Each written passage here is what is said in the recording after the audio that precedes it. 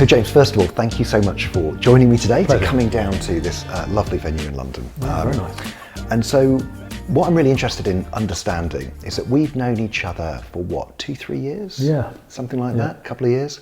And you're part of a group, which I would say, of brilliant business leaders who've emerged out of their Foxtons experience, amongst other things, who've now gone on to do amazing things.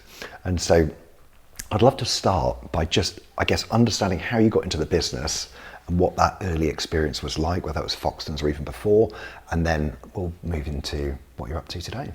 Well, you're very generous saying I'm a part of a good group. I started my life in a estate agency back in 2000, and it was at Foxtons. I was very lucky. I joined the industry at a time when the London housing market was skyrocketing through the early noughties.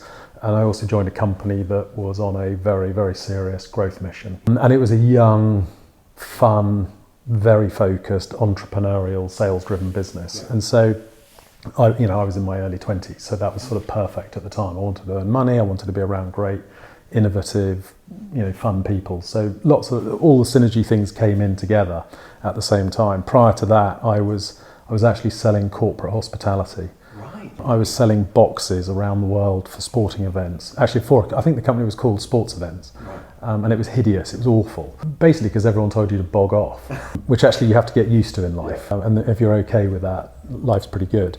But it was year 2000, and we were trying to sell, as I say, sort of boxes and tickets to Grand Prix and World Cup footballs and things like that. And you were basically given back then a yellow pages or a phone book or a business directory. There was no database, there was no one that wanted to speak to you, and you'd pick up the phone in the morning and the first person would tell you no, and you'd get about 300 no's a day. And I did that for about 6 months. Yeah. And I think I'm an okay salesperson. I did not do one deal in 6 months. Everyone said no. And I was given £50 in a crisp £50 note on a Friday night, and my train fare from my parents' house up to London was more than £50. So I was losing about £25 a week.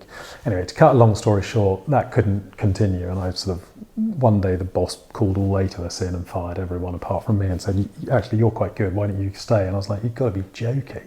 I was like, this is toast. And then I think it was my mum actually showed me an advert for a company called Foxtons that said you can earn £100,000 a year, you get a BMW, and you can go skiing every year. And I was like, well, that sounds amazing.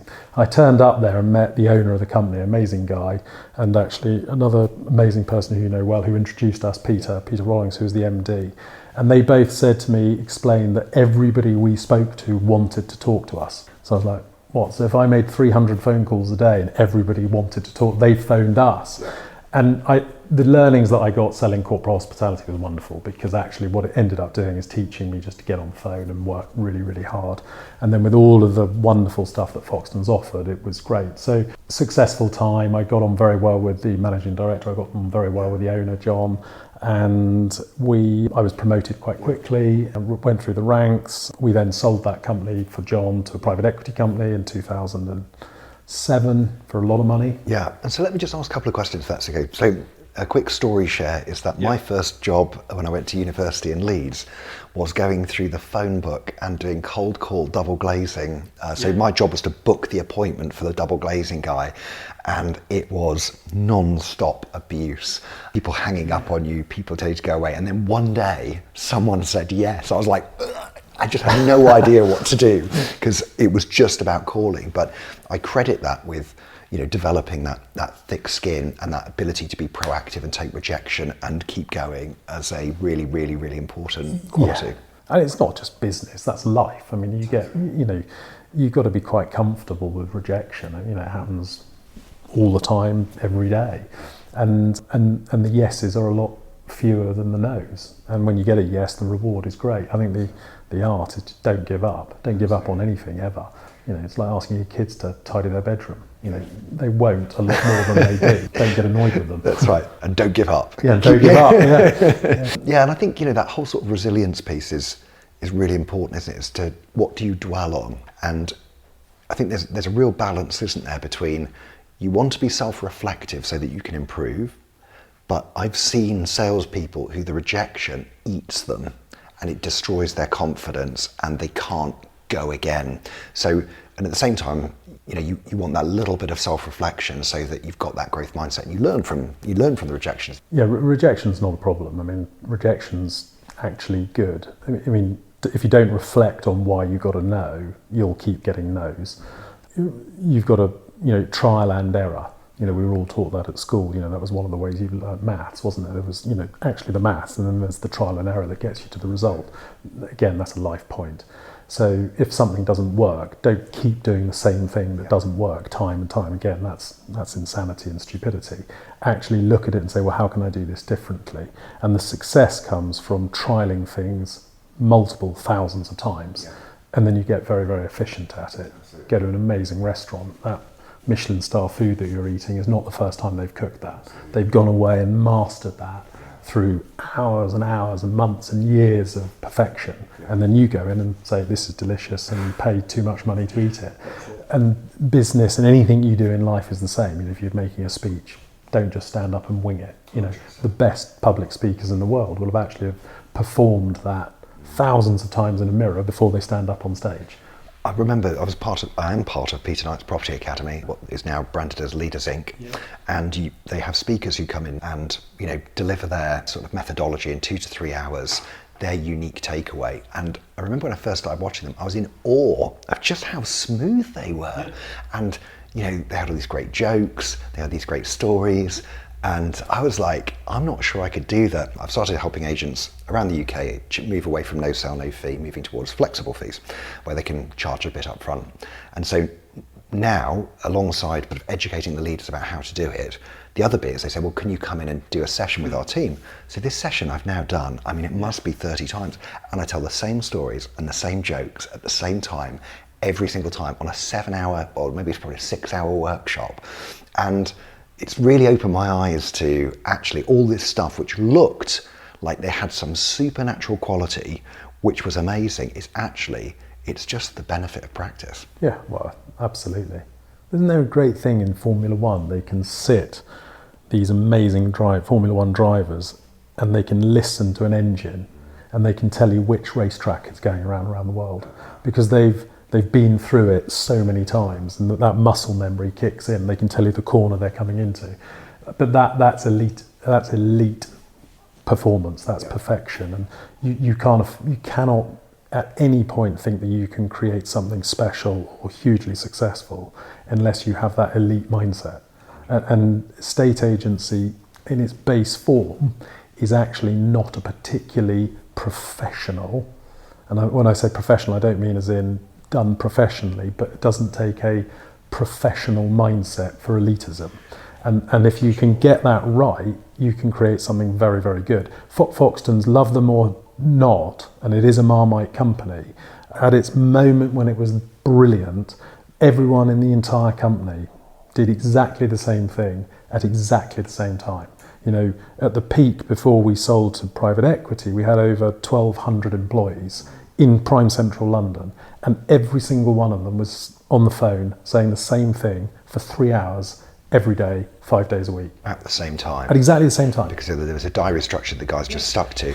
It was a military operation, and it worked. And it really, really worked. It's fascinating. And so interestingly, I've now coached a whole load of different companies, and I've worked with Connells, the Connells Group, and I've worked with independents. And the businesses which are the most used to following a process and following a structure are by a mile the easiest to work with, because they're used to listening, adapting, taking instruction, putting stuff in.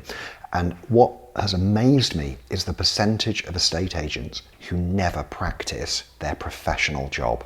Yeah. They never get coached on their professional job that they might do 3, 4, 5 times a day. When they go into someone's home, they are basically just doing what the habits that they've developed over a year, 2 years, 3 years, 5, 10, 20, and they are not purposeful in terms of improving. Effectively what they believe is that the reason that they win and lose is because of their fee and because of the price which they quote for the property. And they're probably right. That is probably the differentiator for them, because they're not giving the consumer a reason to make a different choice. Yeah, I mean, I don't believe it's fee, and I don't believe it's price. I think they come into it. It's actually connection. And if someone is selling their home, in the main, if someone sells their house, it's the biggest asset they own. That most people don't own their own companies and have the ability to sell a company. So your property is your greatest valued asset. So to think that as an estate agent you can walk in the door, spend 15 minutes trying to win the business on price and fees, and walk out and sell this person's greatest asset is beyond naive. You need to prepare properly. You need to take the time to understand why you're sitting in someone's living room. You need to understand what is their motivation for having you here in the first place. And people's motivation can fluctuate massively, and their reasons for moving. And unless you understand unless you really understand the psychology of why someone is doing what they're doing, your chances of winning are it's just luck. It's just luck. It's brilliant to hear you say that, because so much of what I try to do with listers is to get them to understand that basically you win and lose as to the extent that the customer thinks that you are there to solve their real problem, whatever that problem is. Selling the house is a symptom of the real problem that they have. Yeah. And what is that problem, and how do you find that out? And obviously it's about listening and asking great questions and summarising back to them. And very often, when I work with agents and I ask them, okay, so what does it say on your valuation form when you go out? And it says upsizing, it says downsizing, it says divorce, it says schools. Do you think that's how the customer thinks about that decision? Like upsizing, that's jargon, that's a label, a convenient label that we're applying to a complex problem. Yeah, I mean, lawyers are the best ones. When you read a legal document, it doesn't make any sense. Yeah. To a normal human being, you just don't understand any of it. Yeah. Why can't they write it in layman's term, just basic in English? And we go, oh yeah, that makes sense. Yeah. Estate agents do the same. When I first started out in this industry, everyone was talking about vendors. Yeah. And I just come out of playing sport and just trying to sell some corporate hospitality. And I was like, what is a vendor? I thought we were selling houses. I mean, vendors, aren't they Coke machines and chocolate machines? And it took me about 3 weeks to work out the vendor was the seller, because my viewing was someone who was selling their house is the homeowner, because there's a non-estate agent, but we do as estate agents, you've got to talk and think like the person, you've got to mirror the person, your client. And if you can do that well, then they'll buy into you, and then you can empathise properly with them, and then you can, and it's a joint thing, selling a house. It's not, I'm not the expert, actually we're in this together. Your motivation on a Monday might be not to take an offer. Your motivation on Friday might be, I'll take 15% price reduction because I found something in the middle of the week and I cannot lose it because mentally I've moved in and my wife's going to divorce me if we don't buy it, and actually I don't need that extra 10-15% on the sale list to make that happen. Unless you spend proper time and understand that process, there's a moving feast, there's a moving goalpost all the time. That's really, really, really interesting. And Spencer Lawrence, who I'm going to be meeting with later on today, he insists that his team has ditched the language of landlords and tenants, and it's owners and residents. And every time he hears me say the word tenant or landlord, he jumps up and down, because they're homeowners. Yeah. They're the residents who live in that home, and we cannot think of them as second or third class citizens, as tenants. So language matters in terms of how we think. Now, I promise that I come back to the private equity piece. So you had this career up to the point where it was 1,200 staff in Foxtons. You joined at a great time. You'd shown great tenacity. You'd learnt how to be rejected. You now were dealing, because we don't do cold calling, do we? We're calling people who've got in touch with us. They've voluntarily given their data to us, and we're just keeping in touch with them. So you've gone through that journey. Private equity. Now, one of the conversations I've had with loads of people recently, business owners, is how a business can change when private equity becomes involved. Now, for most SME business owners, they're probably not going to end up, with a private equity investment. But were there any changes you saw in the business at that point? Positive or negative? Yes, we saw quite a bit of change, and a lot of that was market dictated. The timing of the sale of Foxtons to private equity was very good. It was 2007. Markets were going. Well done, John. Yeah, John timed that very well. Very, very bright, brilliant guy. So the 2008 financial crisis came in, which changed everything. But, I've been talking a lot, to my daughter, who's sort of 18 at the moment, looking at her jobs and careers and things and saying, luck, we do get lucky, but you do make your luck. And there's a real fine balance in my view on that, is luck has a huge part in everything that we do. But what you've got to do is wait for the time to be lucky. So the unlucky players in 2008 had a real problem when the markets collapsed.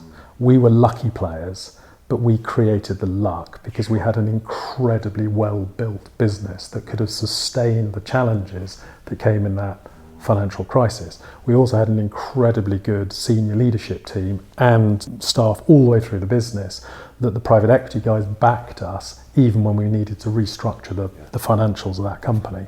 And that was proved in the fact that then when we came through that, we then went and floated the company in 2013 for £650 million on the open market. So 2 hugely successful deals.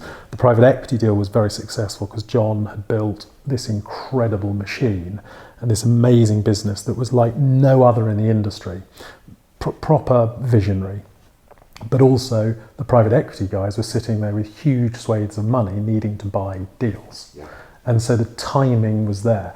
There was luck that private equity had money at the time, but Foxtons created the luck to bring the two together. In the IPO deal, again, we had this incredible business, then run by some different people. But again, the IPO world opened in 2013 and we were ready. Yeah. So we were lucky that there was an IPO market, but we created that luck by having a brilliant business. And so you get those two things that go through together. And I'm not sure that is going to be replicated in the estate agency world now, because estate agency is changing. I mean, it's, in my view, what makes a great estate agency today is very different to what made a great estate agency 20 years ago. Okay, well, let's explore that. Well, I think there's also a change in the way mindsets of humans wanting to work. COVID changed things beyond all recognition. Office working. I'm a major believer in get to the office. I'm not a big believer of work from home. You're a runner, I'm a runner. If I go for a run on my own and do 10 kilometres, I'll run at a pace. If you did it on your own, you'd run at a pace. If we both went together as two competitive guys, we'd want to beat each other. And so we'd probably not run 10 kilometres, we'd run 20 and we'd run faster, because humans work well together. And especially in a sales environment. But so you've suddenly got this bit where 20 years ago you might have had 4 or 5 estate agents on a high street. Now you've got 20 estate agents on the high street, so there's too many. You've also got half the amount of sales transactions happening that were happening back then. In particular in London. Very much in London. And you've also got a big change in the way the rental market works. So the rental market 20 years ago, 25% of every purchase going on, certainly in London, was to a buy-to-let investor. That's gone. That market's taxation and regulation changes have changed that. That's why we're seeing rental prices. So, yeah, I mean, there is foreign money, but actually, I'm a big believer in there's a very good domestic market in the UK, and we mustn't forget, we should talk about my views on the UK, because I'm very pro-UK, and I think we're getting a beating in the markets, in the press, and social media.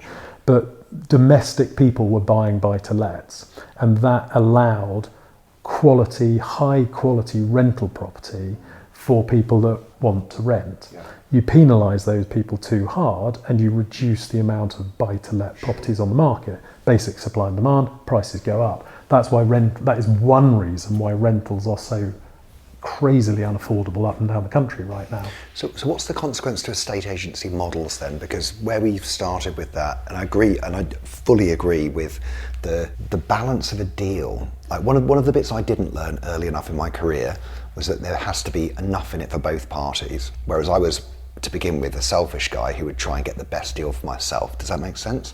Whereas now what's happened is the landlord-tenant mix, or the resident-owner mix, I should probably say, has now changed to the point where it's heavily stacked in favour of the resident rather than the owner. And so, but how does this affect the structures of businesses going forward? There's probably also a misconception of how profitable a estate agency is.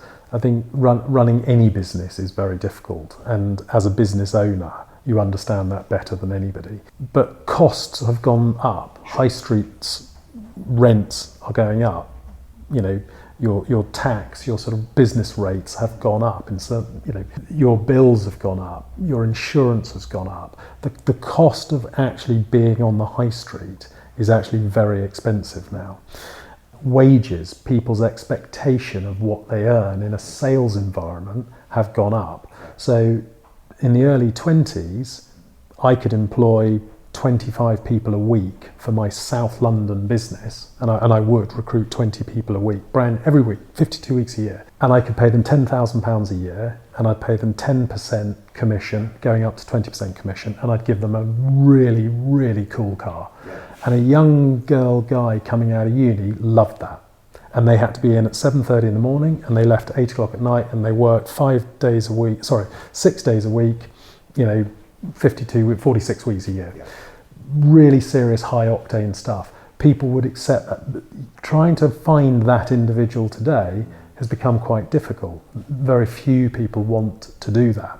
And you might say, well, so be it. So your ability to run a profitable estate agency as a result, when there was only 5 people on the high street, you were running businesses that might have had 100, 200 instructions per office. You could highly geared salespeople. It all kind of worked. Roll the clock forward 2 decades, and actually the employer doesn't want to come in at 8 in the morning till 8 o'clock at night and work 6 days a week, which is actually what the seller needs. It's what the seller really does need. Sorry, not the seller, the homeowner and the resident needs. So the world has slightly changed. And so I came out of Foxtons after we floated it and took over D&G, and we can talk a bit about that in a minute. But as soon as I took over Douglas&Gordon, amazing company, wonderful branded business, which is one of the reasons I went there. The first thing I did is go on a plane and fly to America and go and meet all of the brokerage models up and down the States to see how they were doing it.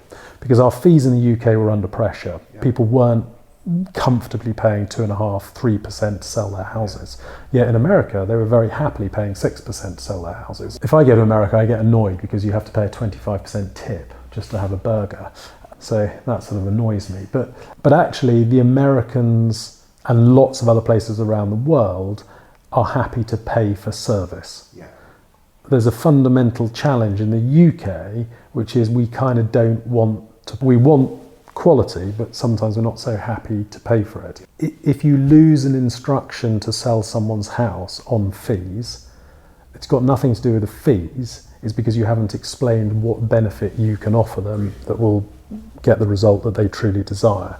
If someone truly understands what an estate agent actually has to do to get a good result, they will start to understand why it costs a certain amount to get that desired result. So, but also in America, they had a different point where it was self-employed. So you had the brand, and then you actually had the very most talented people in the market that plugged into that brand.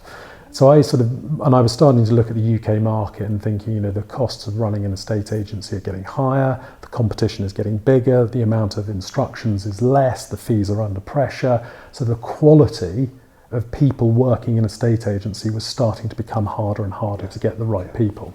So I was like, well, how do you do that? You need to, if you want the best, you have to pay the right price. It's very difficult to pay someone a lot of money in an estate agency to do the right job for your client if there's no money on the table.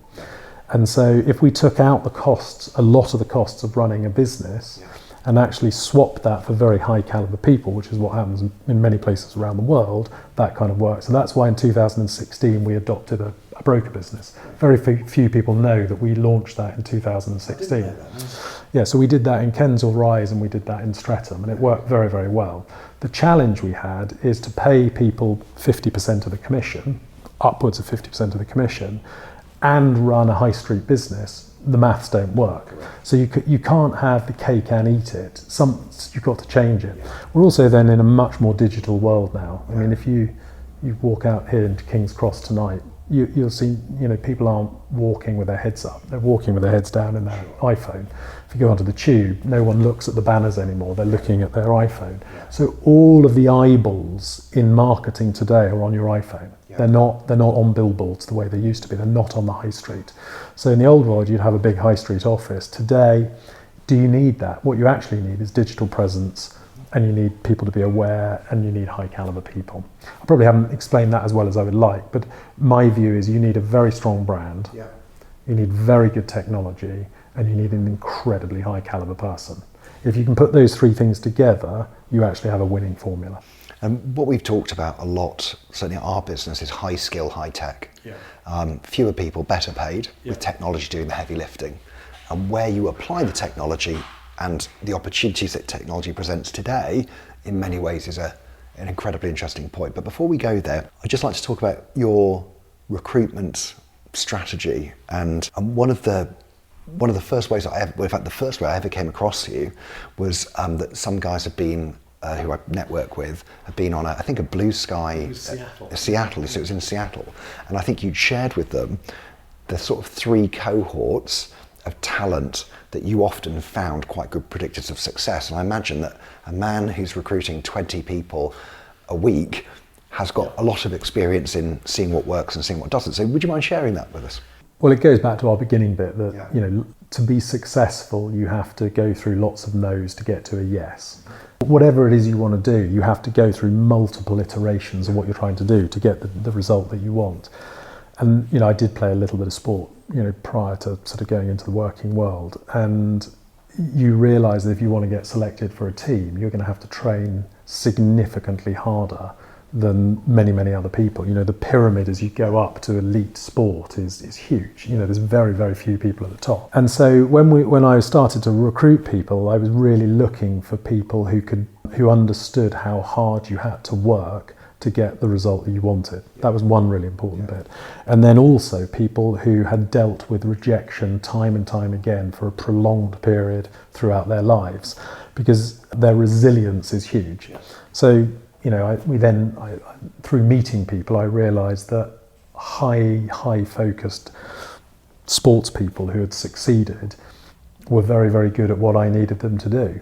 I also realised that people who had been on the acting stage were also really, really good, because, I'm not an actor, but, if you've ever met or know people in the acting world, they deal with rejection, but they also understand how they have to rehearse thousands of times for one moment.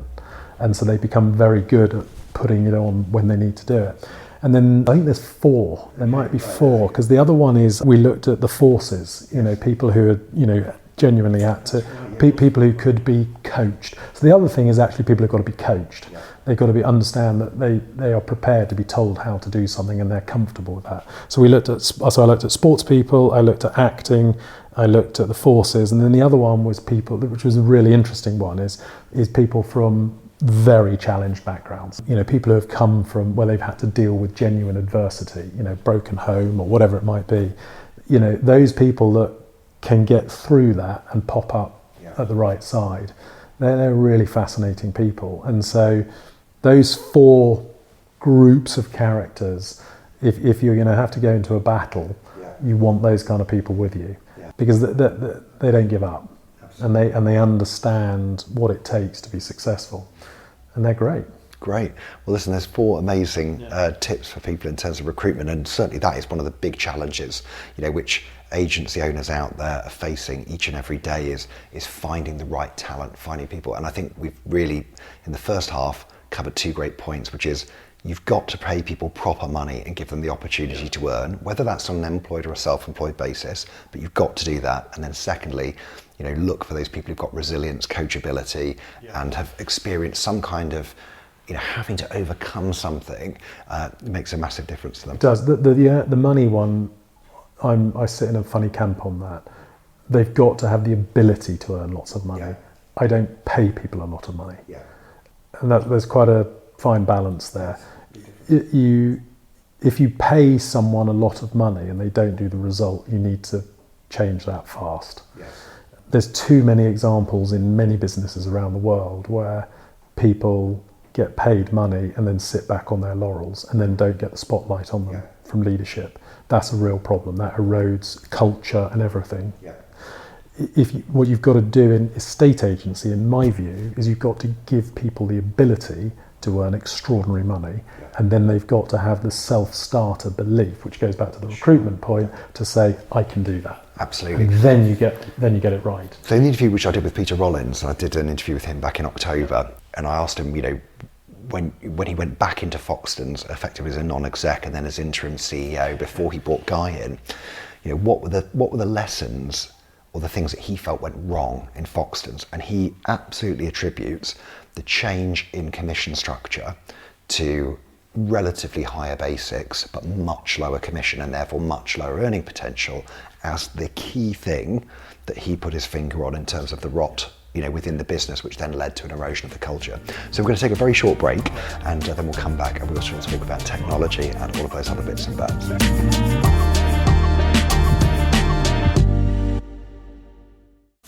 Changing your CRM at any point, which I've done 3 times in the lifeline of our business, is a big deal, and you want to make sure that you're moving with the right partner. When you're not used to a customizable CRM, you don't really know there's anything different. But as soon as you've got the opportunity to have something that's completely customizable to your needs, it's absolutely life-changing. As soon as you demo this system, it's blindingly obvious how different it is to most out-of-the-box CRM systems. No longer am I sat for hours filling out spreadsheets, which is joyous, I have to say.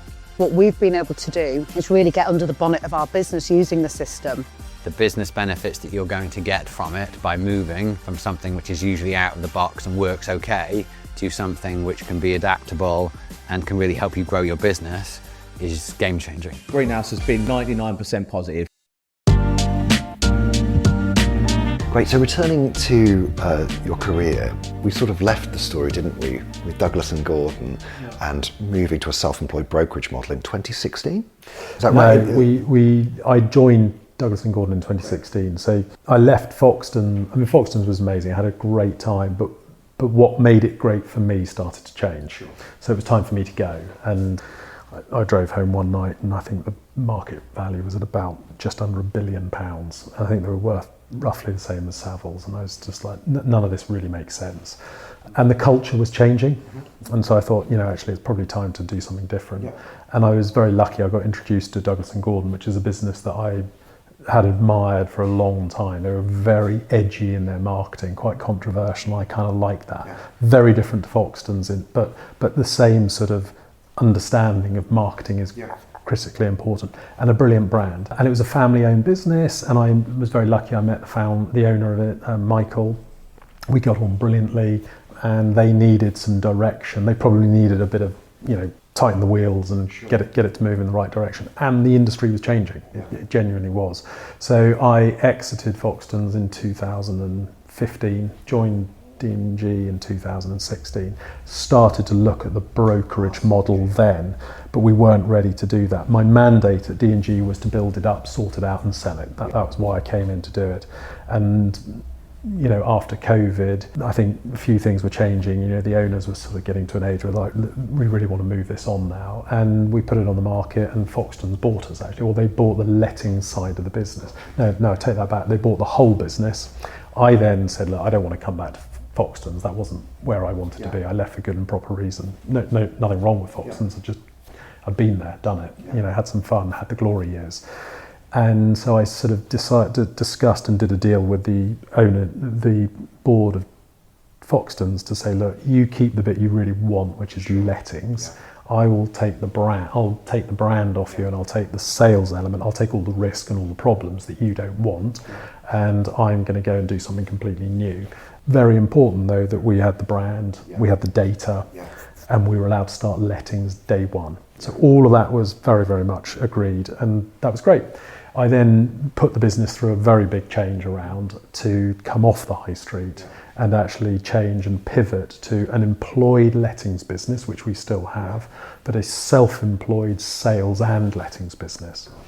So at Douglas&Gordon now, we have a very good book of lettings business, much of what you'd see in a normal high street, lots of wonderful clients. But on the sales side, we've changed to people with, on average, we've got 17 and a half years experience in the industry per partner. So very, very experienced people. Self-employed, so they're contracted, they work on, they're their own business, they work under our brand.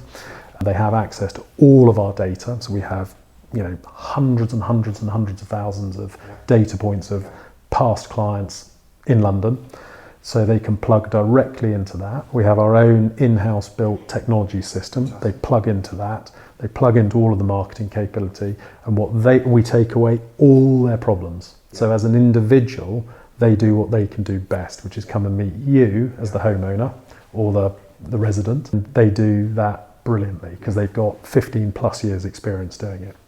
And they just leverage off a 65-year-old brand with all the data and all the technology. And it goes back to the ethos, which is my belief, to do this, for this industry to be good and to do a great job for your customer, you need to have a very strong brand. That gets you in the door. That gets you the ability to meet people.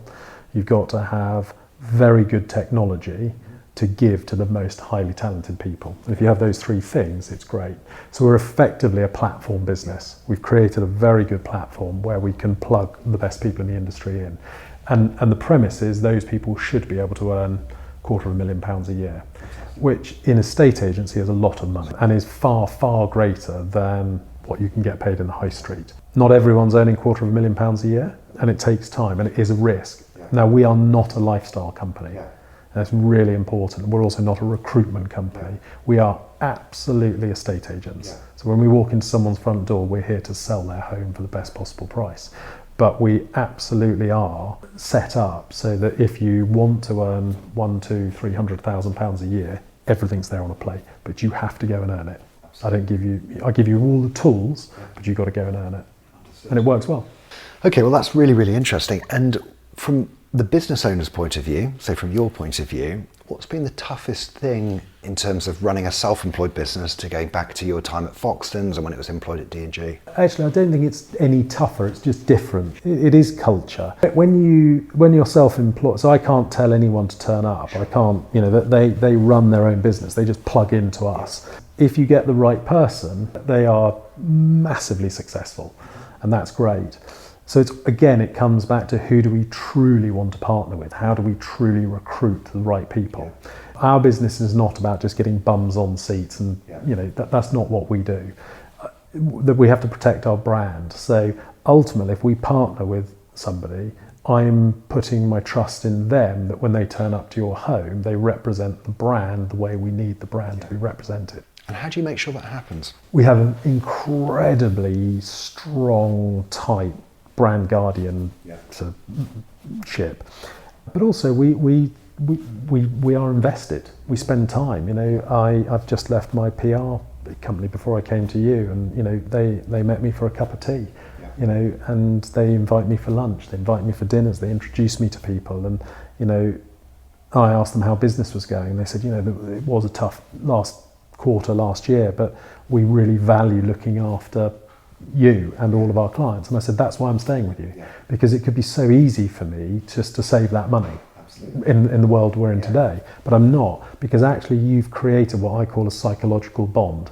The fact that you're sitting with me having a cup of tea now makes it really difficult for me to say I want to spend less money with you, because we're humans.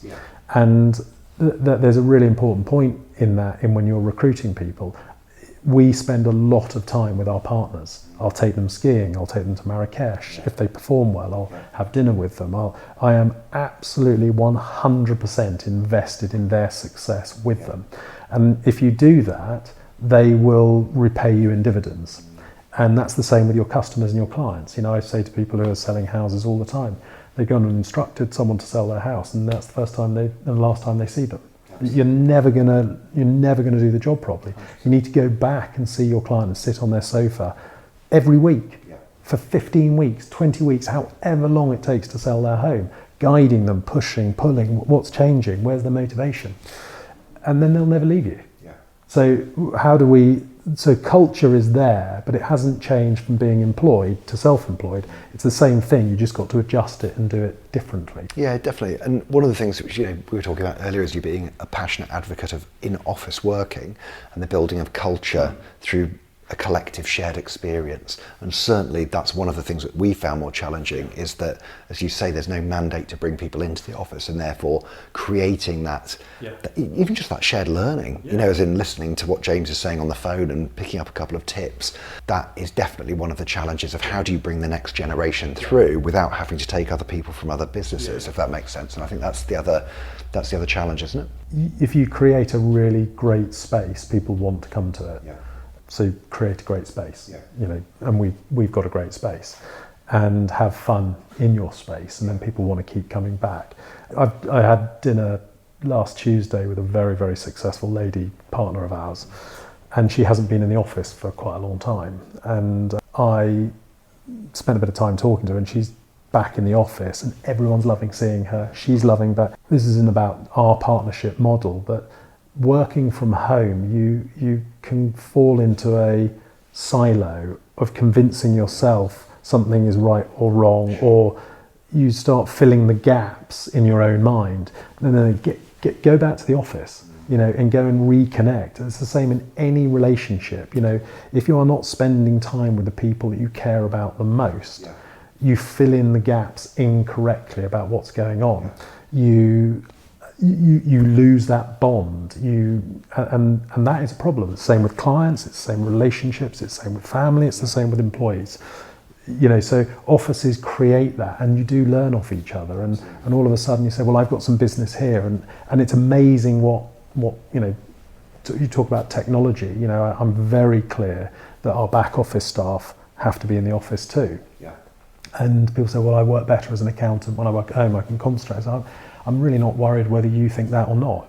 You want to work for us, you come to the office, because you've got a tech guy sitting next to you who's going to realise you've got a thing that's causing you a challenge. He'll solve that challenge for you. That's his job. Yeah. So he or she will look at that and say, I can probably solve that for you. If you were sat at home and he was sat at home, that communication would never happen. And then you've got someone sitting over here in marketing that is saying, oh, this doesn't quite work. And then someone over here goes, well, actually, if you did it like this, this works. Or the marketing person will say to the sales team, I can solve that problem for you. So you don't work in silos. Work together as a team and collaborate. There's lots and lots of people that wouldn't agree with that. I'm okay with that. Yeah. Well, I think, you know, I visited Foxtons Chiswick site, and it was brilliant. Yeah. It was an absolutely fantastic experience, and again, it won't be for everyone. Some people would hate it, but what a wonderful place to learn the basics of agency, about proactive calling out, and to develop a culture and an understanding. And, you know, Guy was kind enough to show me around, and I sort of went round all of the desks, and I saw all of the different teams and the leaderboards, and he was present there. And, you know, I'm sure he didn't spend a huge amount of time walking the floor. You know, he's got people to do that for him. But the point is that by being in one big centre, you know, they have a massive sense before they go off into the branches about what Foxtons is all about, and therefore they take that identity with them. And I think that's really interesting. Yeah, everyone has to know what the vision is. Yeah. Again, it's not just business. You know, everyone needs to know what the vision is, and if everyone buys into that, then great, they come along for the ride. And if you, as the boss or as the lead, I don't like the word boss, but as the leader, if you haven't made it very clear to everyone what the mission is, you can't be surprised that certain people don't understand or don't come along for the journey. Couldn't agree more. Let's take a bit of a left turn and talk about the London market. And so since Brexit, so since 2016, or the referendum at least, the agents that I speak to in London tell me that it's kind of always been suppressed to varying extents. And the other thing which I've observed is that I think there's a halo around London, which is, you know, Cambridge, Brighton, Reading, places which are within commutable distance, which, as we've now got this new mix of I can work 2 or 3 days in London and then I can work two or three days from home, that actually we've had people move out of London. Is that something you're seeing, or is that not really? Yeah, but I think that's happened as long as I've been in the industry. Yeah, I mean, you know, I was saying this to someone the other day. I was born in Horsham. That was where I was actually my daughter Olive, as we were getting the train down to my dad's, her grandfather's. I said, I was born in Horsham, and then I moved to Billingshurst, and then I went to Fittleworth, and we were going down the train station. I went Horsham, Billingshurst, Pulborough. And as I was saying it, I was going, God, that was, well, what am I now? Mid to late 40s. It's like, so that pattern of moving has happened since the beginning of time. It wasn't luck that Dad and Mum left Horsham to upsize to Billingshurst and then upsize to Fittleworth, Petworth. So people have done that forever, and they continue to do that. You know, when people move, I used to have this triangle that I used to give people, which was you have price, size, and location. They are the only 3 factors that come into buying and selling a property. You can't have all 3. So what are you going to compromise on? You're going to compromise on price? Are you going to pay the money? Or is that a non-negotiable? And if that's a non-negotiable, then you've got to look at the size or the location. If the location is non-negotiable, then you need to pay more money. And it doesn't matter which one of those three you cover, you work out quickly where your compromises are. And that's the psychology that people need to understand. And so I think as London has got more expensive over the years, people have been pushed out. What I think you're finding in that halo is Cambridge is now very expensive. Brighton is very expensive. These places have sort of kept up. And I think London has not seen, well, London's house prices have been flat since 2016. But I think London now is incredibly good value. Well, and that's sort of the point I'm making, which is I think these places have seen a lot of growth, both in terms of volumes, sales rates, prices, whereas London has actually been stagnant. But of course that scale now is tipping. And I think my personal read on it is I think London is good value. I think it's cheap. It's not cheap because it's incredibly expensive. It is representing good value and it is a buy market. And I think people who, if you are buying in the London housing market now, I think you're buying at an incredibly good time. And I think people need to be very positive about that, both globally and domestically. Just because we have a economical climate at the moment that is not being helped by, political winds, that will change. And if you are in the market now, and if you're in the market and you say, well, what's it going to be like in 4 weeks or 6 months? I've got no idea. It's none of my business. Do it if you want or don't. If you're saying I'm going to buy my family home now, and will I be in a good position in 5 to 10 years' time? My view is 100% buy. Don't rent. If you have the choice of buying or renting, buy, because renting is so prohibitively expensive. Mortgage rates are going to come down, money's going to get cheaper, prices are going to rise, the world will move back to London. We're on Greenwich Mean Time, we work all the time markets around the world. America and Asia in the morning, Europe in the day, America in the evening. We have the best education system in the world. I know our government again is making that more challenging, but they are, and that's a mistake. But we do have great schooling. The world knows we have great schooling. We have an incredibly good legal jurisdiction. The world knows that. And the UK is cheap. And we as a country need to sell this amazing country that we have. And I think there's a lot of people that are going to miss that. James, you are the man to give the positive news about the UK market. I'll tell you that much for nothing. It's great to hear. Okay, so I'd like to touch on technology and then ask you my final question, if that's okay. So there's new tools which are emerging now in terms of technology, which in particular for self-employed agents, I think are going to allow them a huge power of leverage. Yep. And some of the strengths of being part of the team, so working in a traditional branch structure, is that you've got lots of people who can answer the phone, lots of people inquiries quickly and efficiently, whereas when you're on your own, it's just you and you alone. So what are the bits of technology or change that you think definitely are both current in D&G and the stuff that you want to try and get in? Oh, it's a big topic, and I probably don't want to give away too many secrets of what we're doing. A little bit, everyone's in the same, everyone's looking at this now. I think you have to have a very good CRM system at its most basic level, and that is just managing your customers. Yep. As humans, we get busy and we can get distracted, or we can have a good day, or we can have a bad day. To have that ability to, in a very old school way, make sure you've timed all the people that you need to speak to correctly is there. Most agents have got that. I think where technology is changing is the ability to get machines to do that for you. Because machines don't have a bad day. They don't wake up feeling hungover. They just get on with it 24/7. The challenge is how that machine has been prompted and how it deals with that sort of intuitive response that it gets. So we are looking at that very closely at the moment. Well, we're doing it. We're heavily invested into that. And what I really want to make sure is that if some very, very successful estate agent wants to come and join and partner with us, we give them the ability that all of the low touch stuff is done by us, is done by technology, and all the high value stuff that they are really good at, they do face to face. And I think the win for me, the utopia that we want to get to, is imagine a world where a 20-year experienced partner all they have to do is sit at your sofa, building that relationship. And all of the stuff that drains them of time and energy is done behind the scenes in a very low friction way. So I think that's where technology is super successful now, and is being done. The other bit really is around the marketing. You know, data is everything. You know, you see lots of these agencies buying up lots of lettings books at the moment. I'm not totally sure I understand that from a lettings build point of view, because are you just filling the hopper constantly with stuff that's dropping out the back end? I don't think we'll ever really see the true visibility of what happens on that. So my guess is the smart guys are looking at that. They're just owning data for the very, very long term. And data is out there across all of our markets, and it's how you actually can get hold of that, acquire that correctly in the right way, and then how you monetize that. 100%. So those are my sort of views around tech at the moment. Yeah, I mean, it's really well aligned with, you know, what we're doing at Greenhouse. So, you know, the way that I think about it is top of funnel, high volume. We want AI and automation to allow consumers to instantly fulfill their first request. Yeah. Book a viewing, book a valuation, book a mortgage appointment in a way which is crazy convenient for them.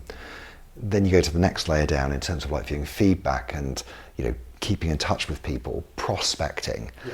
All of those, agentic AI has got a huge role. And when you think about a self-employed agent, they don't have time to do all of those incredibly high frequency tasks and then be out there on customer. So our job is to build automatic systems which can basically deliver it, not quite for free, but close to for free. Yeah, absolutely. And to create platforms for our agents to be successful. And if we can do that, we can deliver that in a really great way, I think those will be the self-employed brands or the businesses which will go on and have an unbelievable first mover advantage. Yeah, totally agree. Yeah. Okay, last question, because I saw Hannah hovering a minute ago. If you were going to give advice to an SME estate and letting agency owner somewhere around the UK about the one thing that they should definitely concentrate on, start doing, do more of in 2026, what would that be? People. For me, it's people. Look around the room. Is everybody in that room going on the journey? Are they going to get you to the journey you want to go on? Yeah. If the answer to that is yes, wonderful. Invest in them and continuing to invest in them. If the answer to that is no, change it and go and find more brilliant people. As the older I get, the more grumpy we can come about young people don't want to work hard, they don't want to do this. That's sort of nonsense. There are some absolute superstars out there. Yeah. There are people that want to go fight tooth and nail for success. Have you looked hard enough? Yeah. You know, as a leader of a business, to go all the way back to trying to sell corporate hospitality, I had to make 300 phone calls to be told to bog off 300 times. And actually I did do a couple of deals, but it took a long time to get, and those deals paid well. Yeah. You might need to meet hundreds and hundreds and hundreds of people to find the one gem. Keep looking. All the technology in the world and all the branding in the world is actually nice to haves. If you've got the wrong person sitting on the couch talking to your customer, it doesn't matter how good your tech is, it's irrelevant. Yeah. It doesn't matter how good your brand is, it's irrelevant. They are not going to give you the business. But if you put a superstar in front of your client, they actually don't need tech. Absolutely. They don't need any marketing. They'll do the deal. So I think the brand gets you through the door and the person wins or loses it. And it's not as binary as that, but it's pretty close, isn't it? James, I wish we had more time, but we don't. So listen, thank you so much for being generous with your time. Thanks for talking today. It's been really good to chat to you. All right, cheers. Cheers. Thank you. Good.